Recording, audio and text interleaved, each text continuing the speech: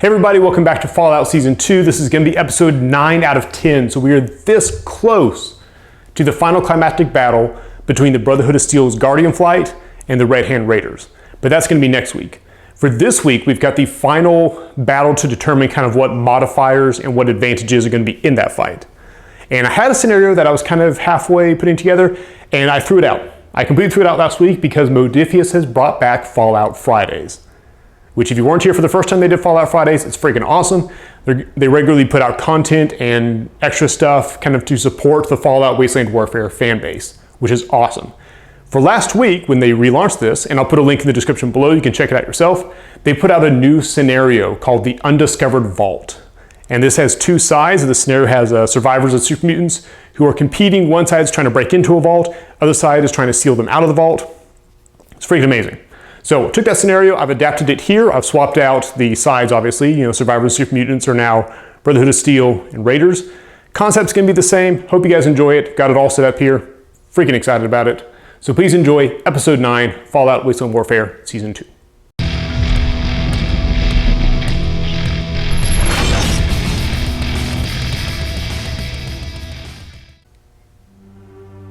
Beast! Beast! Rat? What the hell happened at the radio tower? It was a paladin, man. It's the big one. He sent me back. He said he had a message for the boss. He said to ask him, what kind of person spins his men like bullets? I've been starting to wonder that myself. If the boss stays on the road he's on, we're all going to end up like Scorpion. I'm going to go talk to him. You seal the hatch behind me. Make sure the Brotherhood doesn't get through. All right, welcome everybody to the Undiscovered Vault scenario. There's a lot going on this board, so let's take a look at the near side. We've got Team Raider has been set up. We've got Scaver with assault rifle. We've got Psycho with machete.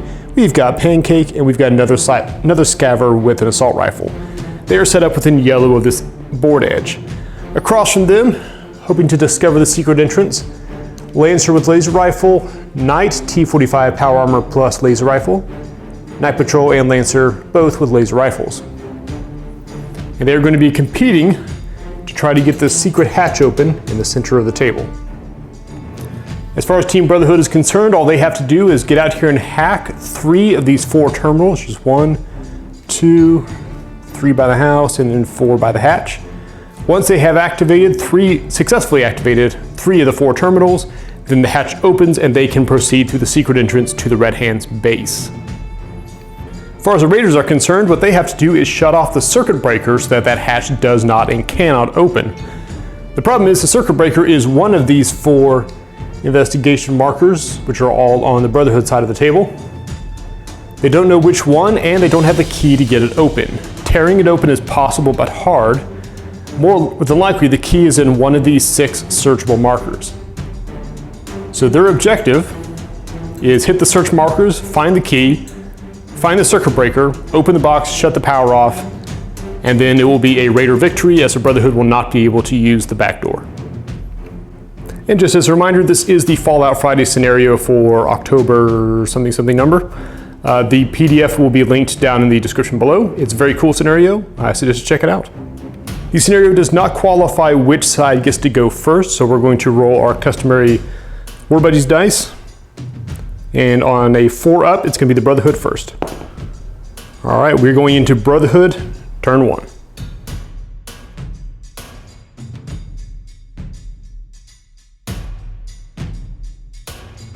Our Lancer on the far side is going to move up towards the first terminal. Try to get this show on the road. It's another easy yellow move up. They'll be able to activate next turn. As a reminder, if you're playing this against someone else, the Brotherhood player is welcome to, if these are within awareness range and a line of sight, is welcome to take a look and then hide it again, so that the Brotherhood player may know where the circuit breaker is before the Raiders do.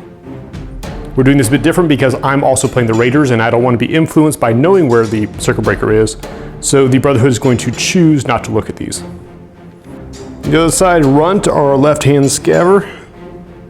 He's going to move up towards the first item pile. He's also yellow. And he's unengaged in base contact, so let's flip it over and see what we get. Yeah, just a great day for you, buddy. Alright, well he's kind of in luck. The danger card was a creature card, and the creature card was a rad roach nest. And really, that van is a really great place to raise a family, I'm just saying. Anyways, he can opt to ditch all his remaining actions, of which he has none, or resolve some damage, so he's going to do the smart thing, remain very, very still, and hope that the roaches don't notice him. And it's worth noting that after asking politely, the rad roaches insist that they do not have the circuit breaker key, so this token is going to be removed. The other side of the board, the knight is going to try to charge up and hold in the middle, try to limit the raider's mobility. So he's going to take a double move and end up relatively close to the secret hatch. Our other fantastically helpful scabber is going to come up the other side. It's going to duck in this gap between the boxes and the fence, and we'll check out this token. Oh boy, we got to make a lock-picking test. Failure will suffer a danger card. This guy wasn't paying attention in school very much. His lock-picking skill is 3. Yep, that's kind of what I thought. So this crate or this cache is rigged to blow. But good news, buddy, you can save yourself with the lock-picking test. Lock-picking like your life depends on it on a 3. There you go, all right. At the end of that, he is still awarded an item from the deck. And he's gonna get some mentats. It's good for what ails you. So here's how finding the key works. So the raiders have now found 1 item. So we're gonna roll the red armor die. And if you roll equal to or less than the number of items they found, so in this case 1, they find the key as well. So he needs to see a 1 on this die and he'll have the key to the circuit breaker. That's not a 1. Keep looking.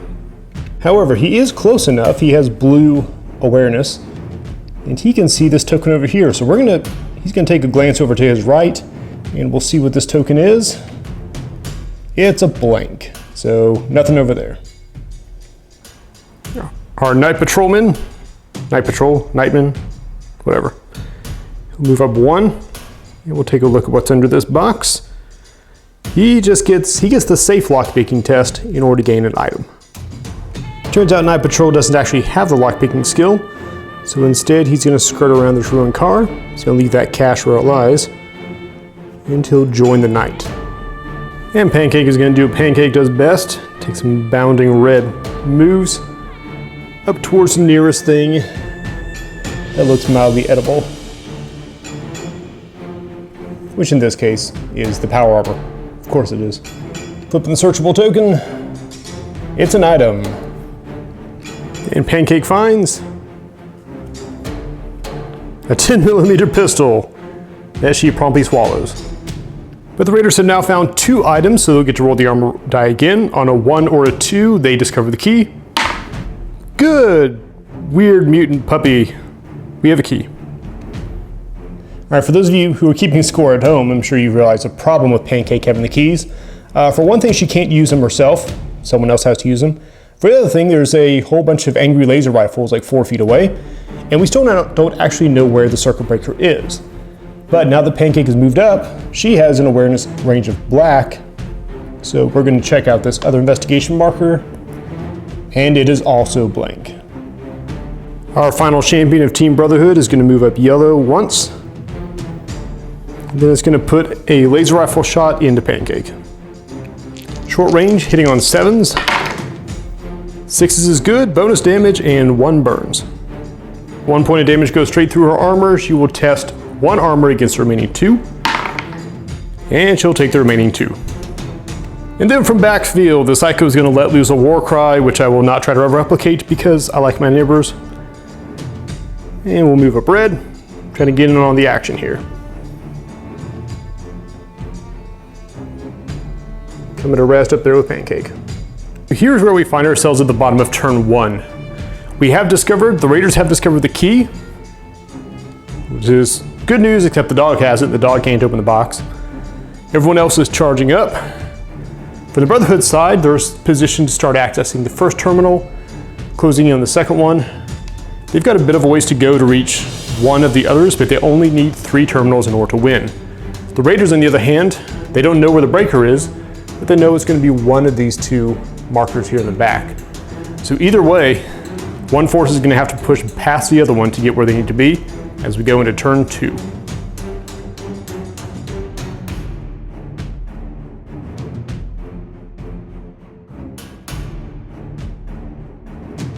Our event card for this turn is Vertibirds Overhead, providing much needed moral support for the guys on the ground.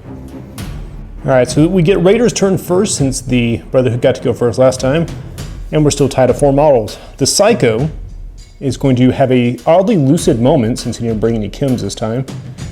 He's going to take 1 movement up to here, so that he will have line of sight to both of those markers, and we'll see what we get. Mark nearest to Lancer is searchable item, which means this central marker is the circuit breaker. Alright, so this is where things get a little bit frenzied. Now we've got a whole bunch of models right here in the middle, which makes this fantastic.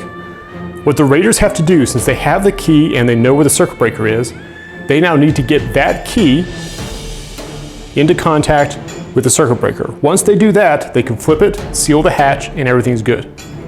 Pancake cannot use the key, so Pancake just needs to be within yellow distance of someone who is in base contact with this, and also they're going to be getting shot at a whole bunch. Now that his Zen moment of awareness has passed, the Psycho will use his green charge to charge into the Lancer. Meanwhile, the Knight in the center has realized what that metal object is that's in Pancake's mouth and is going to try to shoot it out. Hitting at 6s at close range. Ooh, just barely a miss. Second shot.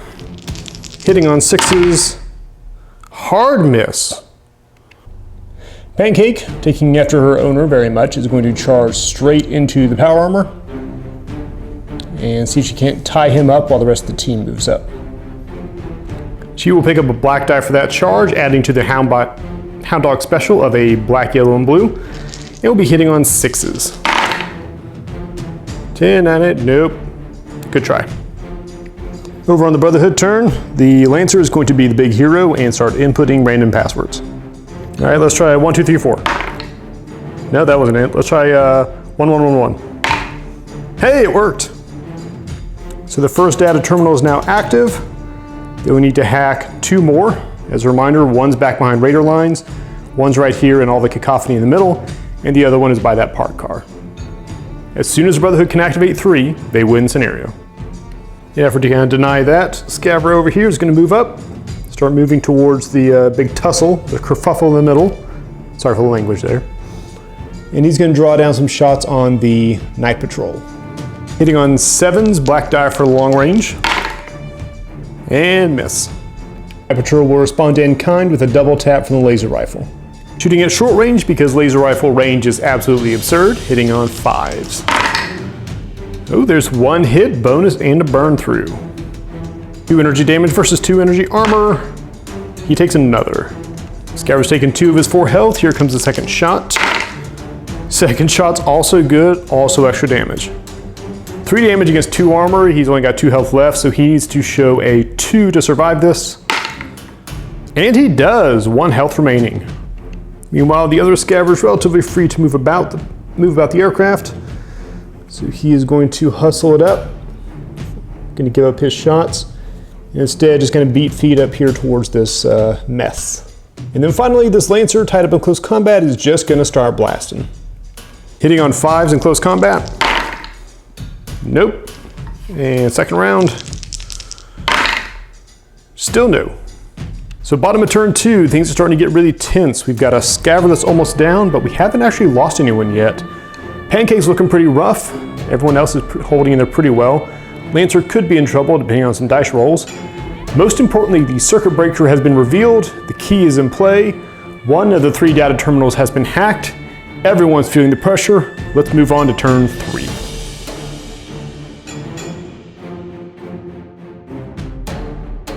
All right, event card for turn 3, it's quiet. And I don't believe that for a freaking second. Battle skills will be a +2 bonus, which will be important for the Brotherhood if they can get to data terminals. Now the second card had a flip icon on it. So next turn, we're going to be dealing with a dust cloud, which will be probably not good for the Brotherhood. I guess we'll see. Our Knight here will go first, sensing that he's about to be under a lot of pressure. We'll duck around here, and with his 1 remaining action, try to frantically punch in a password. succeeding on 6 or better because of the quiet scenario. The password is butts. Of course the password is butts. And I'm kind of a dummy there. I completely missed the part where it said reactions. So he didn't get the bonus for butts, but thankfully he rolled a 4, so he's okay. So that terminal is secure, and we only need one more terminal to go for a Brotherhood victory. All right, so the Raiders have a bit of an interesting play they're going to try to pull off. And if it works, it may seal them victory this turn, and if it doesn't, then we're all going down in flames. But whatever.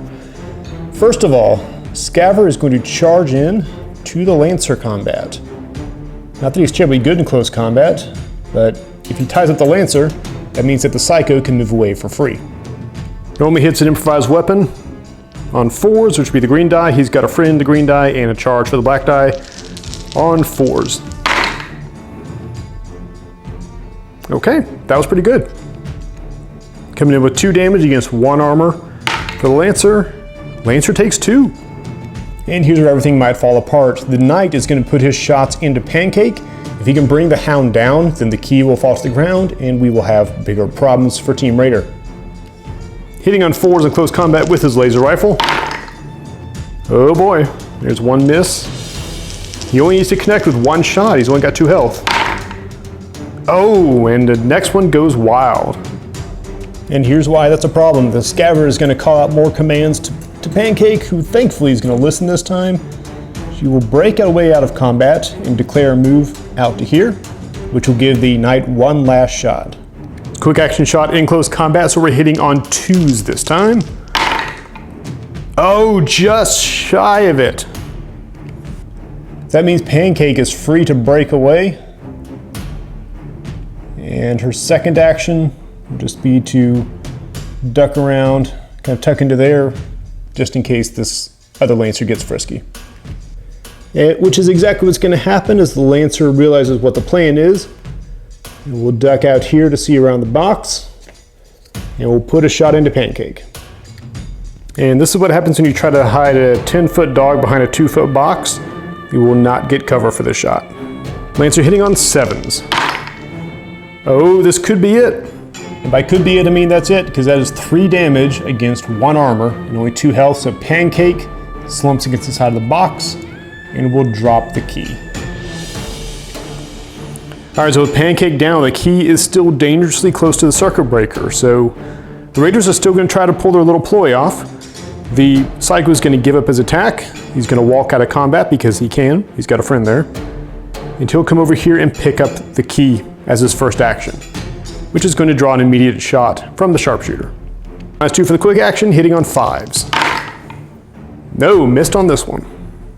So for his second action, the Psycho will move into contact with the circuit breaker.